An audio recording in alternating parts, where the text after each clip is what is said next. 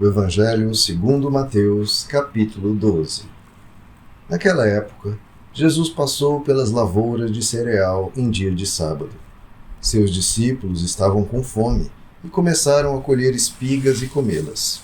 Assim que os fariseus viram aquilo, disseram-lhe: Vê, teus discípulos estão fazendo o que não é lícito em dia de sábado.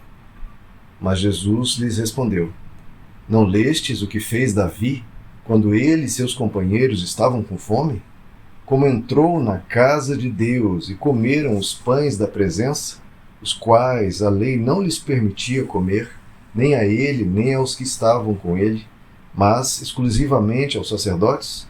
Ou não lestes na lei que aos sábados os sacerdotes no templo violam o sábado e, contudo, são desculpados? Pois eu vos afirmo que aqui está quem é maior que o templo. Entretanto, se vós soubesseis o que significam estas palavras, misericórdia quero, e não holocaustos, não teríeis condenado os que não têm culpa, pois o Filho do Homem é o Senhor do sábado. Tendo Jesus saído daquele lugar, foi para a sinagoga deles. Encontrava-se ali um homem que tinha uma das mãos atrofiada. Mas, procurando um motivo para acusar Jesus, eles o questionaram: É lícito curar no sábado? Ao que Jesus lhes propôs: Qual de vós será o homem que, tendo uma ovelha, em um sábado esta cair em um buraco, não fará todo o esforço para retirá-la de lá? Assim sendo, quanto mais vale uma pessoa do que uma ovelha? Por isso é lícito fazer o bem no sábado. Então dirigiu-se ao homem e disse: Estende a tua mão. Ele a estendeu e ela foi restaurada, ficando sã como a outra. Diante disso, saíram os fariseus e começaram a conspirar sobre como poderiam matar Jesus.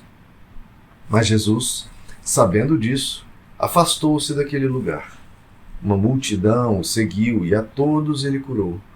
Contudo, os advertiu para que não divulgassem suas obras. Ao acontecer isso, cumpriu-se o que fora dito pelo profeta Isaías: Eis o meu servo, que escolhi, o meu amado, em quem tenho alegria. Farei repousar sobre ele o meu espírito, e ele anunciará justiça às nações. Não contenderá, nem gritará, nem se ouvirá nas ruas a sua voz. Não esmagará a cana rachada, nem apagará o pavio que fumega, até que faça vencer a justiça. E em seu nome os gentios colocarão sua esperança. Depois disso, aconteceu que lhe trouxeram um endemoniado, cego e mudo. Ele o curou, de modo que pôde falar e ver. Então toda a multidão ficou atônita e exclamava: É este, porventura, o filho de Davi? Mas os fariseus, ao ouvirem isso, murmuraram: Este homem não expulsa demônios, senão pelo poder de Beelzebu, o príncipe dos demônios.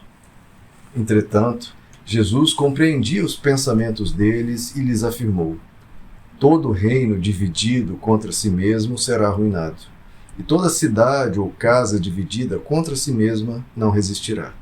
Se Satanás expulsa Satanás, está dividido contra ele próprio. Como poderá então subsistir o seu reino? E se eu expulso demônios por Beelzebu, por quem os expulsam vossos filhos?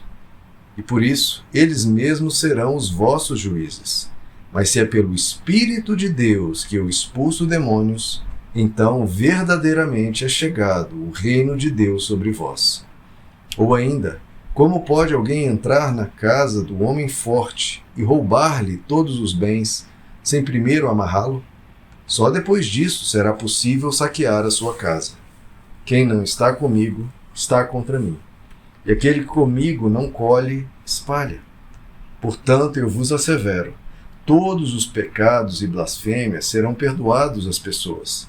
A blasfêmia contra o Espírito Santo não será, porém, perdoada. Qualquer pessoa que disser uma palavra contra o Filho do Homem, isto lhe será perdoado. Porém, se alguém falar contra o Espírito Santo, não lhe será isso perdoado, nem nesta época, nem no tempo futuro. Ou fazei a árvore boa e o seu fruto bom? ou a árvore má e o seu fruto mau? Pois uma árvore é conhecida pelo seu fruto. Raça de víboras, como podeis falar coisas boas sendo maus? Pois a boca fala do que está cheio o coração. Uma boa pessoa tira do seu bom tesouro coisas boas, mas a pessoa má tira do seu tesouro mau coisas más. Por isso vos afirmo que de toda palavra fútil que as pessoas disserem, dela deverão prestar conta no dia do juízo.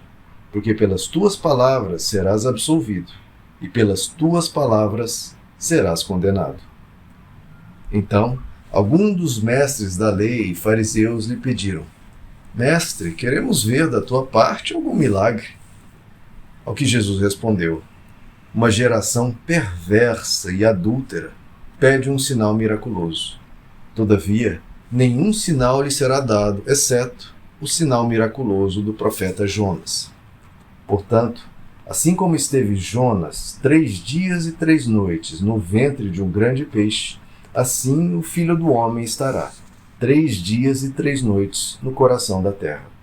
O povo de Nínive se levantará no dia do juízo com esta geração, e a condenará, pois eles se arrependeram com a pregação de Jonas. E eis que aqui está quem é maior do que Jonas.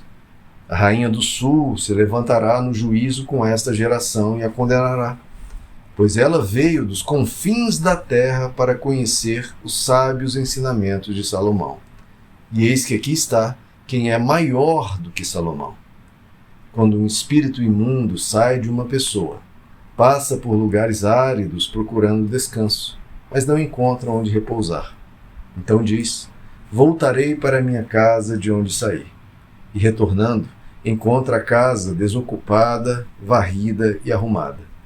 Diante disso, vai e leva consigo outros 7 espíritos, piores do que ele. Entrando, passam a morar ali.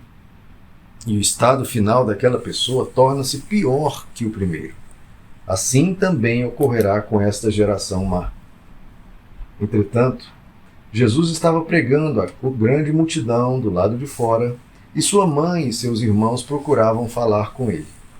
Então alguém o avisou: Tua mãe e teus irmãos estão lá fora e desejam falar-te. Jesus, entretanto, respondeu ao que lhe trouxera a informação: Quem é minha mãe e quem são meus irmãos? Estendendo a mão na direção dos discípulos, afirmou: Eis minha mãe e meus irmãos. Pois todo aquele que faz a vontade de meu Pai, que está nos céus, este é meu irmão, minha irmã e minha mãe.